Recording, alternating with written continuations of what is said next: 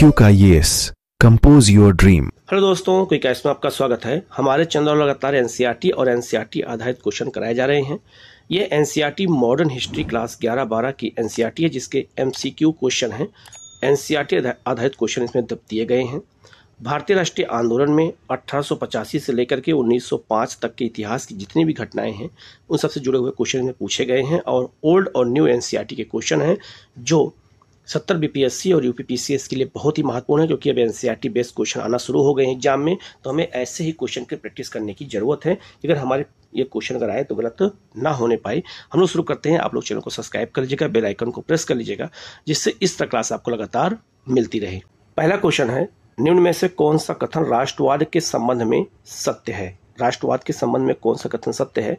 ठीक है, तो आपको पहले यही देखना है कि कौन सा क्वेश्चन सत्य और असत्य पूछा जा रहा है, क्योंकि यहाँ पे क्वेश्चन बहुत ज़्यादा गलत हो जाता है बच्चों का। ठीक है, तो पहला एक ऑप्शन है, आधुनिक भारतीय राष्ट्रवाद बुनियादी तौर पर विदेशी आधिपत्य की चुनौतियों के जवाब के रूप में उदित हुआ था। बिल्कुल सही है। ब्रिटिश शासन की परिस्थितियों ने भारतीय जनमानस में राष्ट्रीय भावना को विकसित करने में सहायता की थी। बिल्कुल सही है, क्योंकि ब्रिटिश सरकार की जो नीतियां थीं वो भारतीय जनमानस के विपरीत थीं, जिससे राष्ट्रीय भावना अपने देश के प्रति जो है उत्पन्न हुई। तीसरा ऑप्शन है, ब्रिटिश शासन तथा उसके प्रत्यक्ष और परोक्ष परिणामों ने ही भारत में राष्ट्रीय आंदोलन के विकास के लिए भौतिक, नैतिक और बौद्धिक परिस्थितियां तैयार की थी। ये भी बिल्कुल सही है। तो इसका आंसर हो जाएगा आपका डी। तो इतने बड़े बड़े क्वेश्चन अब एग्जाम में पूछे जाएंगे, इसलिए हमें इस तरह के जो है एनसीईआरटी बेस्ड क्वेश्चन को तैयार करने की यहाँ पर जरूरत है। ठीक है, ये पहला जो है इसका आंसर हो जाएगा आपका डी। नेक्स्ट है आपका, भारत में राष्ट्रवाद के उदय के संदर्भ में निम्न में से कौन सा कथन असत्य है? पहला जो आप क्वेश्चन था उसमें सत्य पूछा गया था, अब यहाँ पूछा जा रहा है कौन सा कथन असत्य है, ये पूछा जा रहा है। पहला है, आधुनिक शिक्षा प्रणाली विभिन्न भाषाई क्षेत्रों में राष्ट्रवादी विचारों को फैलाने का माध्यम बन गई थी। बिल्कुल सही है। इसका मतलब यह हुआ कि जब आधुनिक शिक्षा जो प्रणाली हमारे यहाँ थी उनमें विभिन्न भाषाएं थी, जैसे मराठी, बंगाली, हिंदी, उर्दू, उड़िया सब थी, जिसने अलग अलग क्षेत्रों में राष्ट्रवाद को बढ़ाने में योगदान दिया था। बिल्कुल सही है। शिक्षित भारतीय स्वतंत्रता संग्राम के दौरान अंग्रेजों के प्रति वफादार रहे, ऐसा नहीं है। तो शिक्षित भारतीय स्वतंत्रता संग्राम के दौरान अंग्रेजों के प्रति वफादार नहीं रहे हैं। बहुत सारे ब्रिटिश जो है काल में भारतीय जो पढ़े लिखे थे उन्होंने राष्ट्रवाद को फैलाया था, जैसे आपका जो है राजा राम मोहन राय हो गए, स्वामी विवेकानंद हो गए, ऐसे बहुत सारे जो है राष्ट्रवादी नेता थे जिन्होंने अंग्रेजों के खिलाफ जाकर काम किया था। तो ये दूसरा ऑप्शन गलत हो जाएगा। तो इसका आंसर हो जाएगा केवल बी, जो असत्य है। ठीक है, तो इसका आंसर हो जाएगा आपका केवल 2। नेक्स्ट आपका, भारतीय राष्ट्रीय आंदोलन के विकास के प्रमुख कारणों में शामिल नहीं था। जब भारतीय राष्ट्रीय आंदोलन शुरू हुआ हमारे देश में तो कौन सा कारण इसमें मौजूद नहीं था?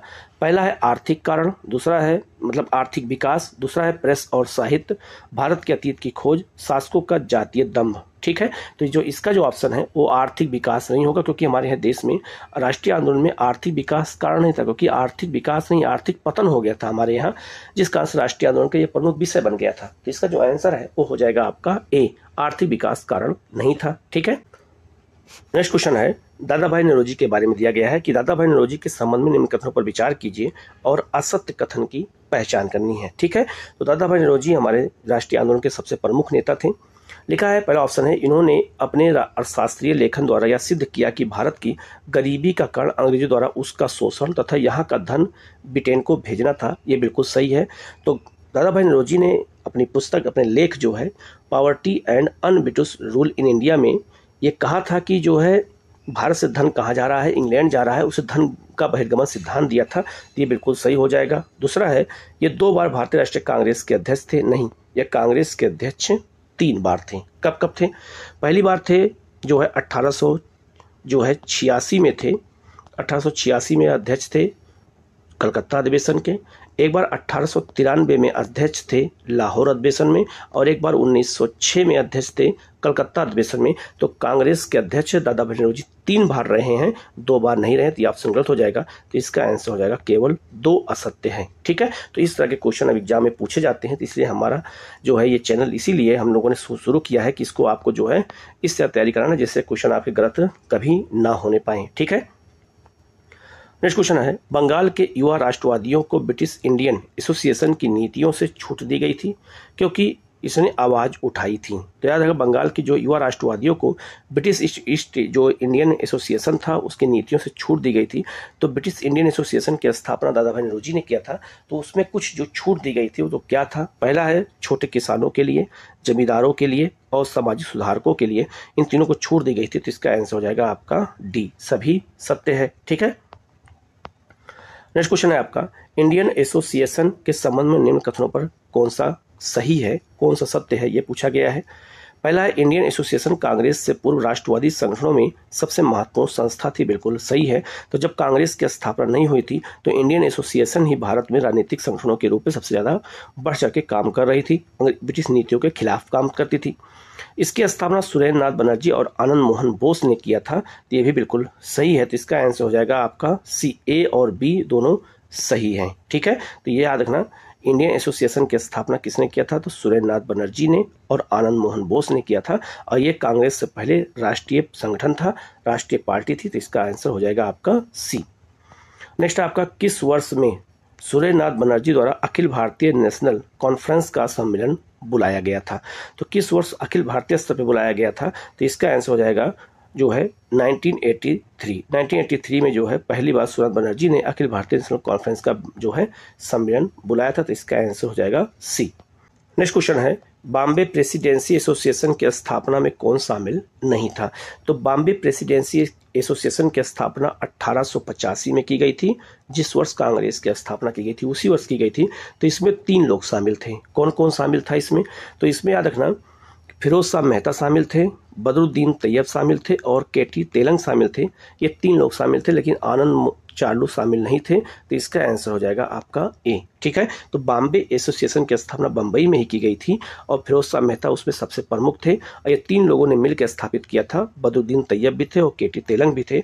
और 1885 में इसकी स्थापना की गई थी। जब इसकी स्थापना कांग्रेस की गई थी तो उसी वर्ष इसकी भी स्थापना की गई थी। तो यह भी क्वेश्चन आपसे पूछा जा सकता है। ठीक है, नेक्स्ट आपका, निम्न कथनों पर विचार कीजिए और सत्य कथन की पहचान कीजिए। ठीक है, पहला है आपका, 1878 ईस्वी में पारित सशस्त्र अधिनियम ने भारतीयों के हथियार रखने को प्रतिबंधित कर दिया था। तो ये बिल्कुल सत्य है। तो लॉर्ड लिटन ने, याद रखना, 1878 में लॉर्ड लिटन जो है भारत का वायसराय था और उसने जो है भारतीयों को हथियार रखने पर प्रतिबंध लगा दिया था।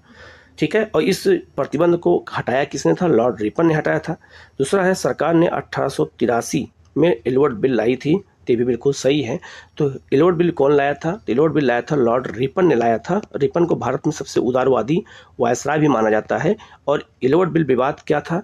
तो इसी विवाद के कारण इनको जो है भारत से अपने पद को छोड़ना पड़ा था वायसराय का। तो एल्वर्ट बिल विवाद यह था, इसमें यह दिया गया था कि जो न्यायाधीश होंगे, भारतीय न्यायाधीश भी अंग्रेजों के मुकदमे की सुनवाई कर सकते हैं, जिससे अंग्रेज नाराज हो गए और रिपन को इस्तीफा देना पड़ा था इस विवाद के कारण। तो इसका जो आंसर है वो हो जाएगा आपका सी। 1 और 2 दोनों सही हैं। ठीक है, नेक्स्ट आपका, भारतीय राष्ट्रीय कांग्रेस का प्रथम अधिवेशन कहाँ आयोजित किया गया था?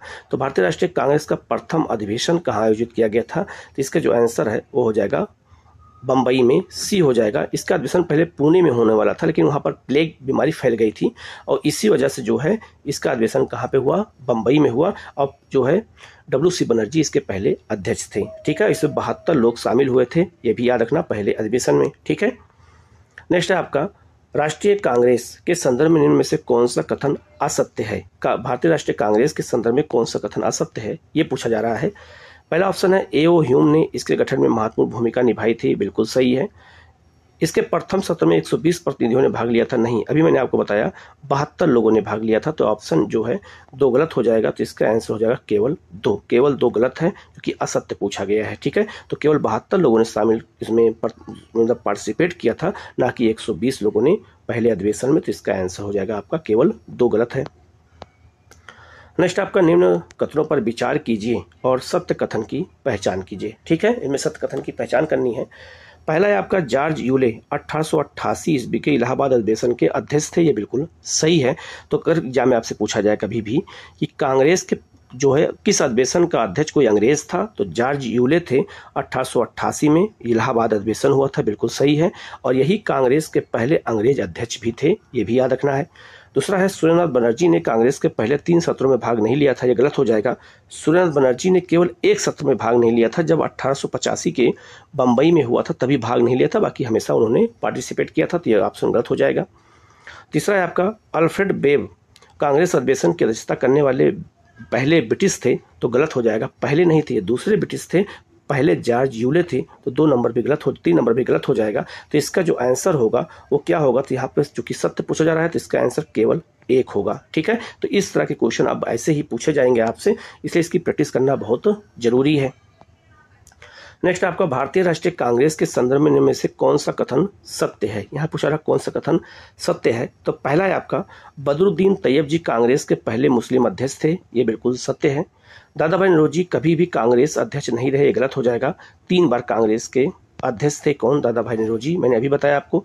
एक बार 1886 कलकत्ता अधिवेशन, एक बार 1893 लाहौर अधिवेशन और एक बार 1906 में कलकत्ता अधिवेशन के 3 बार अध्यक्ष थे जो है दादा भाई नौरोजी, तो दूसरा ऑप्शन गलत हो जाएगा। ठीक है, इसका आंसर जो होगा वो केवल 1 होगा। ठीक है, ये पहले मुस्लिम अध्यक्ष कौन थे, तो बदरुद्दीन तैयब थे। ठीक है, नेक्स्ट है आपका राष्ट्रीय कांग्रेस के उद्देश्य के संबंध में कौन सा कथन सत्य है। जब राष्ट्रीय कांग्रेस की स्थापना की गई थी तो उसके उद्देश्य कौन से थे, इसमें कौन सा कथन सत्य है, ये पूछा जा रहा है। पहला है देश में जनमत को प्रशिक्षित और संगठित करना, बिल्कुल सही है। राष्ट्रवादी राजनीतिक कार्यकर्ताओं के बीच मैत्रीपूर्ण संबंध विकसित करना, यह भी बिल्कुल सही है। जाति धर्म प्रांत का भेदभाव किए बिना राष्ट्रीय एकता की भावना को विकसित और मजबूत करना, यह भी कांग्रेस का उद्देश्य था। तीनों उद्देश्य थे, तो इसका आंसर हो जाएगा आपका डी। ठीक है, सभी उद्देश्य थे इसके जब इसकी स्थापना की गई थी। नेक्स्ट आप क्वेश्चन है किसने कहा था कि कांग्रेस पतन के लिए लड़खड़ा रही है और मेरी सबसे बड़ी अभिलाषा है कि जब तक मैं भारत में हूं कांग्रेस की शांतिपूर्ण समाप्ति में सहयोग करता रहूं। तो कांग्रेस के बारे में यह कथन किसने कहा था, ये लॉर्ड कर्जन ने कहा था। ठीक है, कि उन्होंने कहा था कि हमें जब तक भारत में रहूं तब तक मैं कांग्रेस को पतन की ओर लेके जाना चाहता हूं और शांतिपूर्वक उसको मरने में सहयोग देना चाहता हूं। तो ये कथन पूछा जाता है, ऐसे सारे कथन भी पूछे जाते हैं, तो इसका आंसर हो जाएगा आपका बी। ठीक है, नेक्स्ट आपका 1890 में कांग्रेस सत्र को संबोधित करने वाली कलकत्ता विश्वविद्यालय की पहली महिला स्नातक कौन थी। ये क्वेश्चन बहुत इंपॉर्टेंट है। कादम्बिनी गांगुली थी। कादम्बिनी गांगुली जो है ये कांग्रेस की ऐसी पहली महिला मतलब सदस्य थी जो स्नातक के रूप में महिला स्नातक थी, और इन्होंने जो है 1890 में जो है कलकत्ता विश्वविद्यालय में जो है पहली बार जो है स्नातक किया था और संबोधित किया था कांग्रेस सत्र को। इसका आंसर हो जाएगा आपका सी।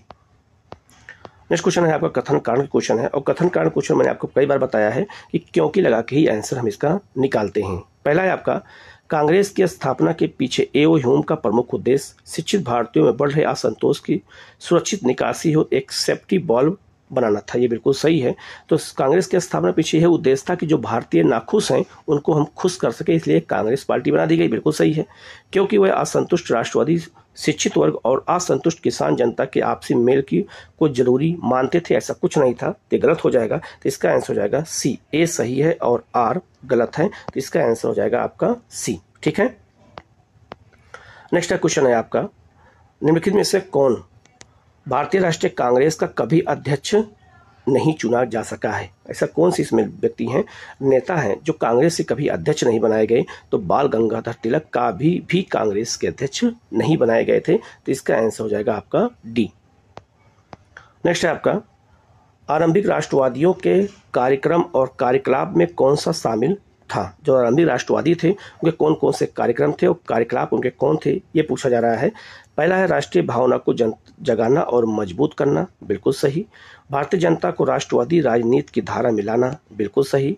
राष्ट्रीय स्तर पर लोकप्रिय मांगों का निरूपण करना, ये भी बिल्कुल सही है। तो इसका आंसर हो जाएगा डी, सभी सत्य है। राष्ट्रवादियों के सबसे पहले कार्यक्रम यही सब थे। ठीक है, नेक्स्ट क्वेश्चन है निम्न में से किसने भारतीय राष्ट्रीय कांग्रेस के अधिवेशन की अध्यक्षता की थी। इनमें कौन कौन ऐसे लोग हैं जो कांग्रेस की अध्यक्षता किए हैं। ठीक है, तो इसमें है पहला आपका एओ ह्यूम, कभी कांग्रेस की अध्यक्षता नहीं किया था इन्होंने, ये केवल संस्थापक थे और उसके महासचिव भी थे कांग्रेस के, लेकिन कभी एओ ह्यूम अध्यक्ष पद पे नहीं थे। तो 1 नंबर गलत हो जाएगा, 1 नंबर यहाँ पर है, ये अपने आप ऑप्शन कट गया। बदरुद्दीन तैयब कांग्रेस के अध्यक्ष थे। ठीक है, मद्रास अधिवेशन में 1887 में, बिल्कुल सही है। रमेश चंद दत्त ये भी कांग्रेस के अध्यक्ष थे, बिल्कुल सही है। विजय लक्ष्मी पंडित कभी कांग्रेस के अध्यक्ष नहीं थी, तो 2 नंबर 4 नंबर 1 नंबर और 4 नंबर दोनों गलत हो जाएगा। गोपाल कृष्ण गोखले ये भी कांग्रेस के अध्यक्ष थे, 1905 में बनारस अधिवेशन के अध्यक्ष थे, तो इसका जो आंसर है वो हो जाएगा सी। 2, 3 और 5 सही है। तो इसमें याद रखना बदरुद्दीन तैयब, रमेश चंद दत्त और गोपाल कृष्ण गोखले कांग्रेस के अध्यक्ष थे। इस तरह के क्वेश्चन भी एग्जाम में अब आपसे पूछे जा सकते हैं, तो इस सबको भी इसी तरह से प्रैक्टिस करने की जरूरत है, ठीक है। नेक्स्ट है कांग्रेस के उदारवादी नेताओं की विधि थी। तो जो कांग्रेस के उदारवादी लोग थे, जो विचारों से उदारवादी थे, उनके कार्य पद्धति क्या थी? तो संवैधानिक आंदोलन, वो संवैधानिक आंदोलन करना चाहते थे और जो है शांतिपूर्वक तरीके से आंदोलन करना चाहते थे, प्रार्थना पत्रों के माध्यम से अपनी मांगों को मनवाते थे। तो इसका आंसर हो जाएगा आपका बी। नेक्स्ट है आपका भारतीय राष्ट्रीय कांग्रेस के उदारवादी नेताओं के संबंध में निम्न में से कौन सा कथन सत्य नहीं है? तो उदारवादी जो नेता थे कांग्रेस के, उनमें कौन सा कथन असत्य है, ये पूछा जा रहा है। पहला है आपका उन्होंने भारत में धन निकासी की आलोचना की थी, बिल्कुल सही है। तो दादा भाई नौरोजी जो थे ये उदारवादी नेता थे और इन्होंने धन के निकासी सिद्धांत की आलोचना किया था, ये बिल्कुल सही है। उन्होंने विदेशी वस्तुओं के बहिष्कार की वकालत की थी, तो याद रखना ये भी सही है, ठीक है। उन्होंने विदेशी वस्तुओं के बहिष्कार की वकालत किया था। तीसरा है उन्होंने जमींदारों द्वारा भारतीय ग्रामीण लोगों के शोषण के मुद्दे को नज़रअंदाज कर दिया था, बिल्कुल गलत हो जाएगा। उन्होंने इसके लिए भी आवाज़ उठाई थी, तो इसका आंसर हो जाएगा आपका सी, ठीक है। ये सत्य नहीं है, तो इसका आंसर हो जाएगा आपका सी, बाकी सब इसमें सही है। नेक्स्ट क्वेश्चन है आपका निम्न कथनों पर विचार कीजिए और असत्य कथन की पहचान कीजिए। इसमें कौन सा असत्य कथन है, इसकी हमें पहचान करनी है, ठीक है। पहला है आपका आरंभिक राष्ट्रवादियों का आरंभ से यह विश्वास था कि भारत में अंततः लोकतांत्रिक स्वशासन लागू होना चाहिए, बिल्कुल सही है। आरंभिक राष्ट्रवादियों के दबाव के कारण ही ब्रिटिश सरकार को 1892 में भारतीय कानून पास करना पड़ा था, तो ये भी बिल्कुल सत्य है। तीसरा है राष्ट्रवादी 1892 के कानून से पूर्णतः संतुष्ट थे, तो संतुष्ट नहीं थे, उसमें कुछ खामियां थी, तो इसका आंसर तीसरा गलत हो जाएगा। जो कि असत्य पूछा गया तो केवल 3 इसमें गलत हो जाएगा, बाकी सब सही है, ठीक है। तो इसका आंसर केवल 3 गलत हो जाएगा। नेक्स्ट आपका निम्न कथनों पर विचार कीजिए और सत्य कथन की पहचान कीजिए, ठीक है। पहला है आपका 1905 तक भारत के राष्ट्रीय आंदोलन पर उन लोगों का वर्चस्व था जिनको प्राय नरमपंथी राष्ट्रवादी कहा जाता है, तो बिल्कुल सही है। तो 1905 तक जो है कांग्रेस पर भारतीय राष्ट्रीय आंदोलन पर नरमपंथियों का ही बोलबाला था, ये बिल्कुल सही है। नरमपंथी कानून की सीमा में रहकर संवैधानिक सुधारों के पक्षधर थे, ये भी बिल्कुल सही है। तो कानून का उल्लंघन नहीं करना चाहते थे, ठीक है, दोनों सही है। तो इसका आंसर हो जाएगा आपका सी, ठीक है। तो इस तरह के क्वेश्चन अब एग्जाम में आपसे पूछे जाएंगे, ठीक है। नेक्स्ट आपका निम्न में से कौन उदारवादी नरमपंथी थे? इनमें कौन कौन नेता हैं जो नरमपंथी थे, उग्रवादी नहीं थे बल्कि वो उदारवादी थे? ये क्वेश्चन आपसे पूछा गया है, ठीक है। तो जो है याद रखना बाल गंगाधर तिलक तो बिल्कुल नहीं थे, तो 5वां ऑप्शन कट जाएगा। तो 5 नंबर यहाँ भी है, 5 नंबर यहाँ भी है, दोनों कट गया। लाला लाजपत राय भी उग्रवादी नेता थे, तो 4 नंबर जो है यहाँ है, ये भी ऑप्शन कट गया। तो अगर हमें नहीं मालूम चले भी, फिर भी हमें पता चल गया कि इसका ऑप्शन क्या होगा, 1, 2 और 3 होगा। तो याद रखना जी.के. गोखले, गोपाल कृष्ण गोखले, दादा भाई नौरोजी और फिरोज शाह मेहता, ये 3 जो नेता हैं शुरू के, ये तीनों उदारवादी हैं।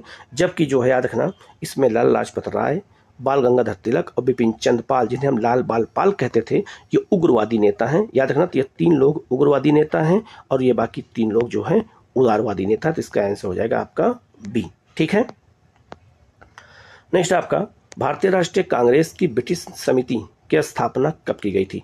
तो भारतीय राष्ट्रीय कांग्रेस की ब्रिटिश समिति की स्थापना कब की गई थी? तो 1889 में की गई थी। याद रखना ये बहुत ही महत्वपूर्ण क्वेश्चन है। और ब्रिटिश समिति का जो उद्देश्य था उसमें यह था कि उसको जो है भारत में जो भी कानून बन रहे हैं या जो भारत के खिलाफ है उसकी जांच करना, और याद रखना उसके लिए आवाज़ उठाना था, ठीक है, संवैधानिक तरीके से कानून की सीमाओं में रहते हुए, ठीक है। नेक्स्ट क्वेश्चन है निम्न में से किसका संबंध उग्र राष्ट्रवादी विचारधारा से था? इनमें कौन से नेता हैं जो उग्र राष्ट्रवादी विचारधारा को मानते थे? तो पहला है अश्विनी कुमार दत्त, बिल्कुल सही है। विष्णु शास्त्री चिपलुंकर, ये भी बिल्कुल सही है। गोविंद रानाडे, इनका संबंध जो है उग्र राष्ट्रवाद से नहीं जुड़ा होता, ये समाजवादी एक तरह से समाज सुधारक नेता थे, ठीक है। तो ये आपसे गलत हो जाएगा, इसका आंसर हो जाएगा डी। 1 और 2 दोनों सही हैं, ठीक है। नेक्स्ट क्वेश्चन है, बहुत महत्वपूर्ण क्वेश्चन है, बाल गंगाधर तिलक के संबंध में निम्न में से कथनों पर विचार कीजिए और सत्य कथन की पहचान कीजिए। तो बाल गंगाधर तिलक जो है कांग्रेस के सबसे राष्ट्रवादी नेता थे, बहुत महत्वपूर्ण नेता थे, इनके बारे में क्वेश्चन दिया गया है। ठीक है, पहला है आपका, इन्होंने अंग्रेजी भाषा में मराठा और मराठी भाषा में केसरी नामक समाचार पत्रों का प्रकाशन किया था, बिल्कुल सही है। 1893 में गणपति उत्सव और 95 में शिवाजी महोत्सव का आयोजन कर आरंभ किया था राष्ट्रवाद को बढ़ाने के लिए, बिल्कुल सही है। 1896 और 97 में इन्होंने महाराष्ट्र में कर न चुकाने का आंदोलन चलाया था, यह भी बिल्कुल सही है।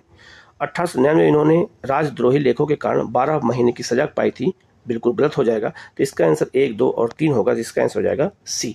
इसमें आपको याद रखना है कि बाल गंगाधर तिलक को जेल हुई थी, और जेल कब हुई थी, तो 1908 में हुई थी पत्रकारिता को लेकर की, और 1914 तक जेल में थे, मांडले जेल में थे, और उसी जेल में रहते हुए इन्होंने गीता रहस्य नामक पुस्तक लिखी थी और आर्कटिक होम ऑफ द बेदाज नामक पुस्तक लिखी थी, वहीं पर मांडले जेल में रहते हुए, तो वहां पे जेल हुई थी, ना कि जो है 1899 इनको जेल हुई थी। तो ऑप्शन 4 नंबर गलत हो जाएगा। ठीक है, नेक्स्ट आपका, उग्र राष्ट्रवादियों के संबंध में कौन सा कथन असत्य है। जो उग्र राष्ट्रवादी नेता थे, उदारवादी के विपरीत जो लोग थे, उनके बारे में क्वेश्चन पूछा रहा, कौन सा इसमें मतलब सत्य नहीं है, असत्य कथन है।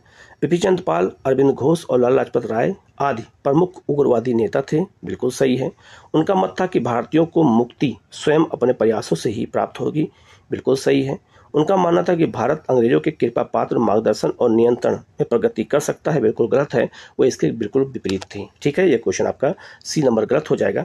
उनका मानना था कि स्वराज और जो है स्वाधीनता ही राष्ट्रीय आंदोलन का लक्ष्य है, ये भी बिल्कुल सही है। तो उग्रवादी जो है इसको नहीं मानते थे कि कृपा पात्र मार्गदर्शन और नियंत्रण में ही भारत प्रगति कर सकता है अंग्रेजों के, ऐसा उनका मानना बिल्कुल नहीं था। तो इसका आंसर हो जाएगा आपका सी। ठीक, नेक्स्ट क्वेश्चन है, उग्र राष्ट्रवाद के विकास के प्रमुख कारणों के संबंध में कौन सा कथन सत्य है।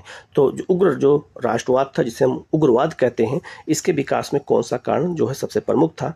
पहला है, नरमपंथियों के नेतृत्व में पहले के विरोधी आंदोलन का कोई विशेष परिणाम न निकलना, बिल्कुल सही है। तो ये उदारवादियों से बहुत खफा रहते थे, इनकी विचारधारा से बहुत दुखी रहते थे। बंगाल में हिंदुओं तथा मुसलमानों में फूट डालने का प्रयत्न, ये भी बिल्कुल सही है। इसका आंसर हो जाएगा आपका सी। ए और 2 दोनों सही है। इसी कारण हमारे देश में उग्र राष्ट्रवाद का जन्म हुआ था। नेक्स्ट क्वेश्चन है, 1905 के कांग्रेस के बनारस अधिवेशन के संबंध में कौन सा कथन असत्य है। तो 1905 में बनारस का अधिवेशन हुआ था, उसके बारे में पूछा रहा, कौन सा कथन असत्य है। पहला है आपका, इस अधिवेशन की अध्यक्षता गोपाल कृष्ण गोखले ने की थी, ये तो बिल्कुल सही है, गलत नहीं है। तो गोपाल कृष्ण गोखले 1905 में बनारस अधिवेशन के अध्यक्ष थे। इस अधिवेशन में स्वदेशी और बहिष्कार आंदोलन का विरोध किया गया था, ये गलत हो जाएगा। तो स्वदेशी और बहिष्कार आंदोलन का विरोध कब किया गया था, 1906 में किया गया था, 5 में नहीं किया गया था। इस अधिवेशन में जो है गरमपंथी स्वदेशी और बहिष्कार आंदोलन को बंगाल तक सीमित रखने के पक्षधर थे, इसका कोई संबंध ही नहीं है यहाँ पर। तो जो इसका आंसर हो जाएगा आपका बी और सी दोनों गलत हो जाएगा, तो इसका आंसर हो जाएगा आपका डी। ठीक है, नेक्स्ट क्वेश्चन है आपका, कांग्रेस में पहली बार विभाजन किस वर्ष में हुआ था। तो कांग्रेस का जो पहला विभाजन कब हुआ था, तो इसका कांग्रेस का जो पहला जो विभाजन हुआ था, ये याद रखना बहुत ही महत्वपूर्ण है, ये हुआ था आपका 1907 के सूरत अधिवेशन में। तो इसका जो आंसर है वो हो जाएगा आपका बी हो जाएगा। तो 1907 के सूरत अधिवेशन में पहली बार कांग्रेस का विभाजन हुआ था। ठीक है, नरमपंथी और गरमपंथी अलग अलग हो गए थे। नेक्स्ट है, आरंभ में बंग भंग विरोधी आंदोलन का नेतृत्व किसके हाथ में था। तो जो बंग भंग विरोधी आंदोलन था, इसको बंगाल विरोधी या स्वदेशी आंदोलन कहते हैं। तो शुरू में किसके नेतृत्व में चल रहा था, तो सुरेंद्रनाथ बनर्जी। तो याद रखना, इसे हम बंग भंग विरोधी आंदोलन कहते हैं, उसको कहते हैं स्वदेशी आंदोलन। तो स्वदेशी आंदोलन के प्रमुख नेता कौन थे, तो सुरेंद्रनाथ बनर्जी थे, ये बात याद रखना। ठीक है, तो इसका आंसर हो जाएगा आपका ए। नेक्स्ट है आपका, बंग भंग विरोधी आंदोलन, इसका मतलब हो गया स्वदेशी आंदोलन के संबंध में कौन सा कथन असत्य है। यहाँ पूछा रहा कौन सा कथन असत्य है। पहला है, बंगाल विभाजन 16 अक्टूबर 1905 को लागू हुआ था, ये बिल्कुल सही है। बंगाल विभाजन के दिन पूरे बंगाल में शोक दिवस मनाने की घोषणा की गई थी, ये भी बिल्कुल सही है। इस आंदोलन के समय ही रविन्द्रनाथ ठाकुर ने अपना प्रसिद्ध गीत अमार सोनार बंगला लिखा था, ये भी बिल्कुल सही है। और बाद में यही गीत जो है बांग्लादेश का राष्ट्रीय गीत बना है, राष्ट्रीय गान बना है। इस आंदोलन में हिंदुओं तथा मुसलमानों के बीच वैमनस्य को बढ़ावा दिया था, तो बिल्कुल गलत हो जाएगा। तो इसका आंसर हो जाएगा आपका डी। ठीक है, नेक्स्ट क्वेश्चन है आपका, वंदे मातरम का प्रथम बार व्यापक स्तर पर प्रयोग किस आंदोलन के दौरान किया गया था? तो वंदे मातरम का पहली बार व्यापक स्तर पर जब प्रयोग किया गया था तो ये बंग भंग विरोधी आंदोलन मतलब स्वदेशी आंदोलन के समय सबसे ज्यादा व्यापक पैमाने पे किया गया था। तो जो है इसका प्रमुख नारा भी था वंदे मातरम। तो इसका आंसर हो जाएगा आपका ए। नेक्स्ट आपका स्वदेशी बहिष्कार पहली बार किस घटना के दौरान संघर्ष की विधि के रूप में अपनाए गए थे? क्या रखना, ये बहुत ही महत्वपूर्ण है, बंगाल विभाजन। तो बंगाल विभाजन के बाद ही जो है सबसे प्रमुख रूप से स्वदेशी और बहिष्कार को अपनाया गया था और ये स्वदेशी आंदोलन का सबसे प्रमुख हथियार भी था। ठीक है, नेक्स्ट क्वेश्चन आपका, स्वदेशी आंदोलन के परिणाम स्वरूप क्या परिवर्तन हुआ था? तो स्वदेशी आंदोलन के समय क्या परिवर्तन हुआ था ये पूछा जा रहा है। पहला है अनेक कपड़ा मिलें, साबुन और माचिस के कारखाने, हैंडलूम के उद्यम तथा राष्ट्रीय बैंक और बीमा कंपनियां खुली थीं। बिल्कुल सही है। दूसरा ऑप्शन है राष्ट्रवादी काव्य गद्य और पत्रिका का विकास हुआ था। बिल्कुल सही है। 15 अगस्त 1906 को एक राष्ट्रीय शिक्षा परिषद की स्थापना की गई थी। वे भी बिल्कुल सही है। तो उपयुक्त में से सभी सही है। तो स्वदेशी आंदोलन के परिणाम स्वरूप इन सब का विकास किया गया था। तो इसका आंसर हो जाएगा आपका डी। ठीक है, नेक्स्ट आपका स्वदेशी आंदोलन के संबंध में निम्न कथनों पर विचार कीजिए और असत्य कथन की पहचान करनी है। इसमें कौन सा असत्य है ये पूछा गया है। याद रखना, सत्य और असत्य हमेशा गौर करना क्योंकि यही क्वेश्चन गलत हो जाता है। पहला लिखा है इस आंदोलन में बंगाल के छात्रों ने प्रमुख भूमिका निभाई थी। तो ये बिल्कुल सत्य है। तो बंगाल के छात्रों ने बहुत बड़ी भूमिका निभाई थी स्वदेशी आंदोलन में, यह कथन बिल्कुल सही है। ठीक है, दूसरा है आपका इस आंदोलन में महिलाएं शामिल नहीं थी। तो महिलाएं शामिल थीं, ये गलत हो जाएगा। मुस्लिमों ने इस आंदोलन में से दूरी बनाए रखी थी। बिल्कुल नहीं, हिंदू मुस्लिम दोनों साथ थे। तो ये भी गलत हो जाएगा।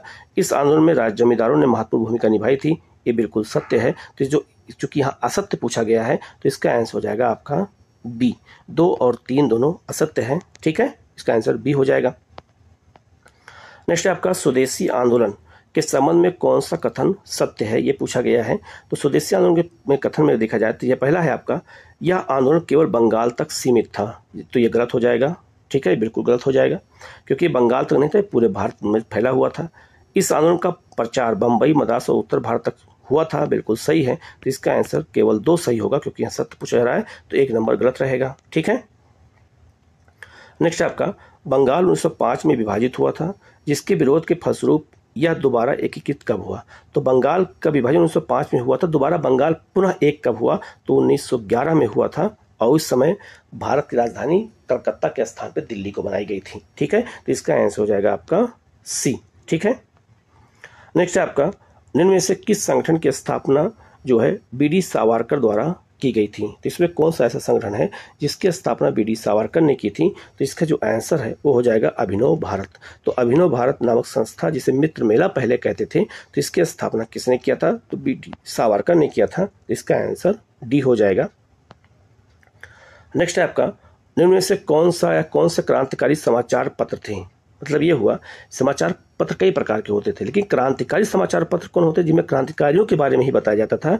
तो काल, संध्या और युगांतर, ये तीनों समाचार पत्र क्रांतिकारी थे। तो इसका आंसर हो जाएगा आपका डी। तो इसमें बम बनाने की कला बताई जाती थी, इसमें आंदोलन कैसे किया जाए इन सब के बारे में यहाँ पर बताया जाता था। नेक्स्ट आपका निम्न में से कौन मुजफ्फरपुर बम कांड से संबंधित थे? मुजफ्फरपुर बिहार में है। तो अब बम फेंका गया था किंग्सफोर्ड के ऊपर, तो उसमें कौन कौन शामिल थे ये पूछा जा रहा है। तो जो इसका जो आंसर है वो हो जाएगा खुदीराम बोस और प्रफुल्ल चाकी। इन दोनों लोगों ने बम फेंका था और खुदीराम बोस को फांसी दी गई थी और प्रफुल्ल चाकी ने आत्महत्या कर ली थी। तो इसका आंसर हो जाएगा आपका डी। ए और बी दोनों सही है। नेक्स्ट आपका मुस्लिम लीग की स्थापना के समय ब्रिटिश वायसराय कौन थे? तो मुस्लिम लीग की स्थापना कब की गई थी? 1906 में की गई थी। और उस समय भारत के वायसराय कौन थे ये पूछा गया है। जैसे कांग्रेस की स्थापना उस समय हुई थी तो वायसराय लॉर्ड डफरिन थे। तो कांग्रेस के ये मुस्लिम लीग के स्थापना समय वायसराय कौन थे? लॉर्ड मिंटो थे। तो इसका आंसर हो जाएगा ए। और लॉर्ड मिंटो ने बहुत सहयोग किया था मुस्लिम लीग को स्थापित करने में। ठीक है, नेक्स्ट है आपका निम्नलिखित में से किसने ऑल इंडिया मुस्लिम लीग की स्थापना की थी? तो मुस्लिम लीग की स्थापना ढाका में की गई थी लेकिन किसने किया था? तो ढाका के नवाब थे सलीमुल्लाह खान ने किया था। याद रखना किसकी? तो मुस्लिम लीग की स्थापना किया था। मुस्लिम लीग का मुख्यालय लखनऊ में बनाया गया था। ठीक है, नेक्स्ट आपका मुस्लिम लीग का प्रमुख उद्देश्य क्या था? तो मुस्लिम लीग का प्रमुख उद्देश्य क्या था? भारत के मुसलमानों में ब्रिटिश सरकार के प्रति वफादारी की भावना पैदा करना, बिल्कुल सही है। तो मुस्लिम लीग चाहती थी कि जो भारत के मुसलमान हैं वो ब्रिटिश सरकार के प्रति वफादार बने रहें, ना कि उनके खिलाफ रहें। तो पहला सही है। भारतीय मुसलमानों के राजनीतिक अधिकारों और हितों की रक्षा करना की घोषणा करना, ये भी बिल्कुल सही है।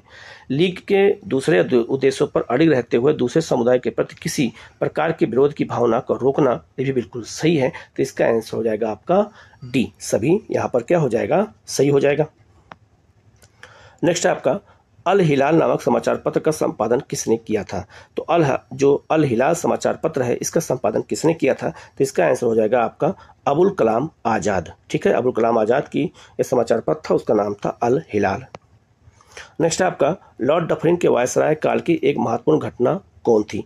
तो लॉर्ड डफरिन के समय भी मैंने आपको बताया था, लॉर्ड डफरिन के समय में ही भारतीय राष्ट्रीय कांग्रेस की स्थापना की गई थी 1885 में। तो इसका आंसर हो जाएगा सी। नेक्स्ट क्वेश्चन है निम्नलिखित कथनों पर विचार कीजिए और सत्य कथन की पहचान करनी है। ठीक है, पहला है आपका भारतीय राष्ट्रीय कांग्रेस की प्रथम महिला अध्यक्ष सरोजिनी नायडू थी, बिल्कुल गलत हो जाएगा। अगर क्वेश्चन यहाँ ये होता कि भारतीय राष्ट्रीय कांग्रेस की प्रथम भारतीय महिला अध्यक्ष कौन थी, तब सरोजिनी नायडू सही हो जाता, लेकिन भारतीय महिला अध्यक्ष पहले कौन थी? तो एनी बेसेंट थी। तो ये क्वेश्चन गलत हो जाएगा ऑप्शन।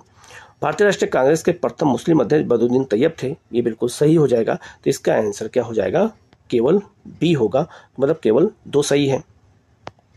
नेक्स्ट है आपका निम्न में से किस अधिवेशन के लिए कांग्रेस ने पहली बार एक महिला को अध्यक्ष चुना था? तो कांग्रेस की पहली महिला अध्यक्ष कौन थी? एनी बेसेंट थी। और वो कब बनाई गई थी? तो कलकत्ता अधिवेशन 1917 में कांग्रेस की पहली महिला अध्यक्ष एनी बेसेंट को बनाया गया था। तो याद रखना, अगर एग्जाम ये पूछा जाए कि कांग्रेस की पहली महिला भारतीय अध्यक्ष कौन थी, तब सरोजिनी नायडू होगा। 1925 में लखनऊ कानपुर अधिवेशन में वो अध्यक्ष बनाई गई थी, लेकिन 1917 में कलकत्ता अधिवेशन की जो अध्यक्ष थी वो एनी बेसेंट थी, जो कांग्रेस की पहली महिला अध्यक्ष के रूप में जानी जाती हैं। तो इसका आंसर हो जाएगा आपका ए। ठीक है, तो ये जो है 50 क्वेश्चन मैंने करा दिया। इसी तरह के क्वेश्चन आपको लगातार पार्ट वाइज मिलता रहेगा। तो आप लोग चैनल को सब्सक्राइब कर लीजिएगा, बेल आइकन को प्रेस कीजिएगा, और क्वेश्चन कैसा लगा आपको कमेंट करके जरूर बताइएगा। वीडियो को शेयर कीजिएगा, वीडियो को लाइक कीजिएगा, चैनल को सब्सक्राइब कीजिएगा, और कहीं कोई डाउट होता है कमेंट करके पूछेगा, उससे जवाब आपको दिया जाएगा। Okay, thank you.